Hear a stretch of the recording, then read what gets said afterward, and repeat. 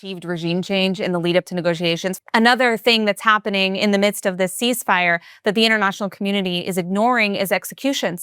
They're ongoing, they're increasing. The first quarter of this year saw a record number of executions for this time. That means formal executions, not massacring people in the streets, which they also did. یک جنگ تمام عیار با این همه خشونت و اختباسات رخ داده یا نداده؟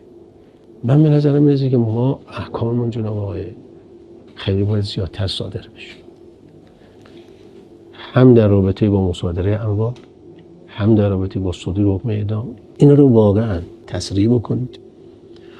اونایی هم که میشه حکم داد، به قول فرما شما با هم اصلا نیاز نیست تشدید، بالاخره اجازه داده قانون که این کارو بکن. اونا رو حکم بدید، اونا رو اعلام بکنید.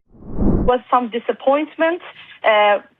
What the ceasefire tells us that the IRGC is already collapsing and there is already a gap within their systems because they have been divided inside the country within the regimes for the groups that are wanting ceasefires and the group that anti-ceasefires. They have a strong belief in President Trump that he knows what he's doing and he knows this regime is cancerous and if you don't remove the cancer, it will come back.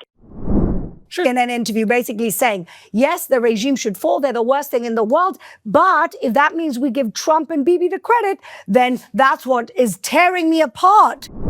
Yeah, I find myself, Michael, in a situation where I really want to see Iran defeated militarily because this regime is a terrible regime for its people in the region, and nothing would improve the region more than the replacement of this regime with a regime in Iran that was focused on enabling its people to realize their full potential and integrating peacefully with other countries and stop occupying Lebanon, Syria, Iraq, and Yemen. So I'm all for that. The problem is I really don't want to see Bibi Netanyahu or Donald Trump politically strengthened by this war because they are two awful human beings.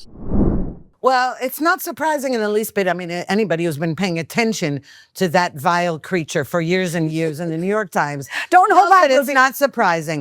However, what upsets me is not that, okay, Tom Friedman, the New York Times, you know, I wouldn't wrap fish in it, but what bothers me is that there are Israelis talking like that. Yes. And Israelis, it is true now, we are not suffering the way the Iranian people are. And I think we need to stress that again and again, because in all of this discussion about whether the war is continuing and the nukes and the ceasefire, somehow the mention of the Iranian people sort of slipped by the wayside, and I hope it's intentional, which we'll get to in a minute. More flexible and more varied. In the foot, thank God, in this respect. But also, I think it's important just to stress that it's not only the Strait of Hormuz, all the ports, any port of Iran that receives oil is being shut off. That's the naval blockade. It's not just we're shutting off the Strait of Hormuz. It is we are not allowing anything to get to Iran through its ports. You know? The Trump administration agreeing to some